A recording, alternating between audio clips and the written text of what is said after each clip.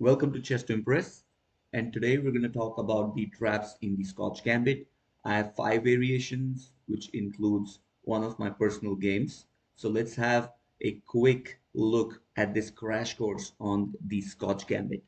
E4, E5, Knight F3, Knight C6, D4 is the Scotch game. So usually, traditionally, what players used to play in response to E captures D4 was they used to play the move knight captures d4, but we want to play and we want to take a more direct approach. The direct approach in terms of not capturing knight captures d4 but playing bishop c4. There are three moves: bishop b4 check, bishop c5 check, bishop e7, and knight f6. So let's discuss all of them. Let's start with the first move, bishop c5. The idea behind playing bishop c5 is to protect this pawn two times since it has been attacked two times. So what do? We play the move c3. We give up another pawn. Now let's say if they were to take, right? Players who are not well versed with the Scotch will of course take it. Once they take, you play the move bishop captures f7 check. King captures f7, queen d5, king e8, and do not take the bishop just yet.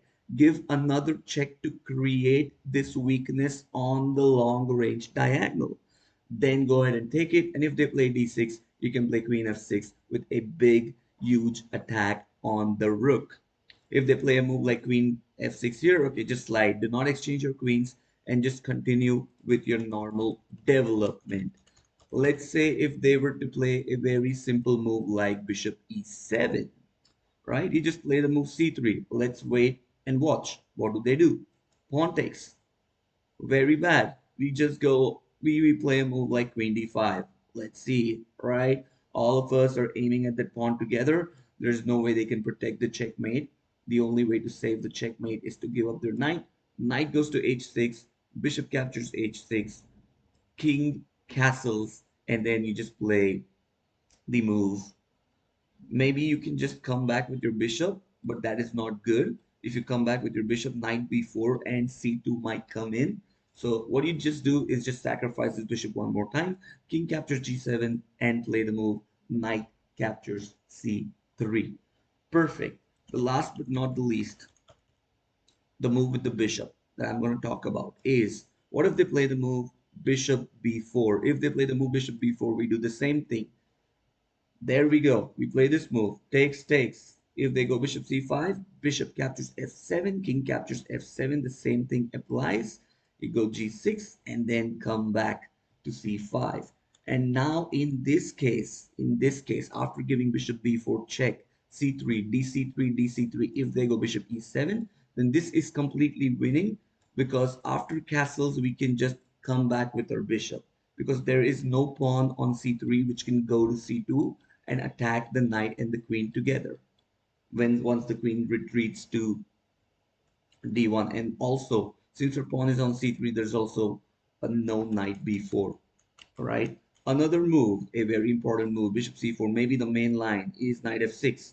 There are two cool moves that white can play. The first one is castle, which I really like.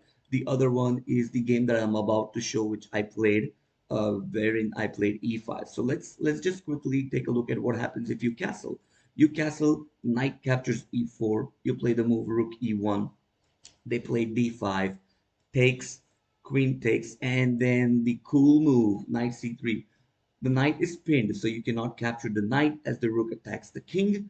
The pawn can take the knight, but would be a huge blunder, rather a disaster, because then they lose their queen. So there are two moves. The queen can either go to a5, the queen can either go to h5. Both of them doesn't matter. Wherever the queen goes, you just take with the knight. They go bishop e6. You just go like, you just play the move bishop g5 first of all. Why do you play bishop g5 in this case? Is to prevent them from like getting castled, right? Like that's what you do. And if they play queen a5, then you just take bishop e6 and then you play this move. Instead of bishop g5 right now, we can just save this bishop to attack the queen. You just play knight eg5, they long castle, takes, and takes with the rook, bishop d6, and then you can just play the move bishop g5. And then comes rook d e8, you just play queen e2, takes, and this is completely fine and playable for white, right? This is how the game progresses. Now let me just show you the game with the other variation. The variation wherein I did not play the move castle. Instead, I play the move e5. The correct way to respond with black is d5, but not many players go about it. So for example, if they go d5, you go bishop b5 and then take with the knight over here. Like for example, d5, right? Bishop b5, knight e4, there, takes, and then play simple chess like castle f3, so on and so forth. So d5 is the correct move. But what if your opponent does not know the continuation to this? So my opponent played the move knight e4, and I just castle, continued with normal development, rook e1, right, knight c5. The knight captures d4, gaining my pawn back. Knight captures d4, queen captures d4. The queen looks absolutely solid on the d4 square. Castle. Now I need to develop my pieces, so I come up with the move knight c3. Always develop your knight first, then the bishop. Knight c3, d6. Not interested in any trading at all, so I play this aggressive looking move, knight d5, advancing on the opponent's side of the board.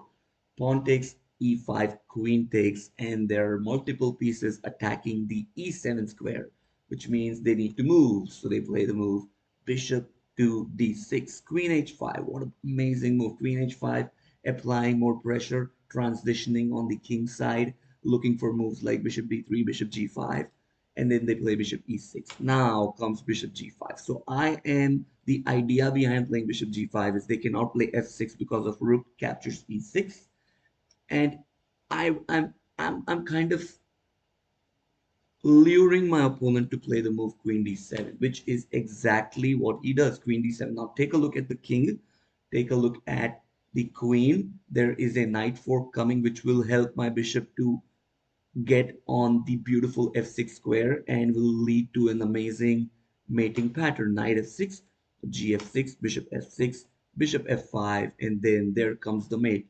Pause the video, find a mate in 4, mate in 5, or a mate in 6 based on what black plays. Okay, let's go. Queen g5 check. Only move bishop g6. Queen h6. What I'm threatening is I'm threatening a mate over here. They need to prevent it. So they play knight e6. And then comes not bishop e6, because if you play bishop e6, then queen will protect g7. So you play rook captures e6. Pawn captures e6. Bishop captures e6, distracting the queen so that we can have access to the g7 square. Rook f7, and then simple queen g7 mate. So go through this video, take a look at all the variations. I'm pretty sure if you're playing a lower rated player, you'll be able to finish them off in style. This is Chess to Impress signing off, and I'll come back with a King's Gambit variation in the next session.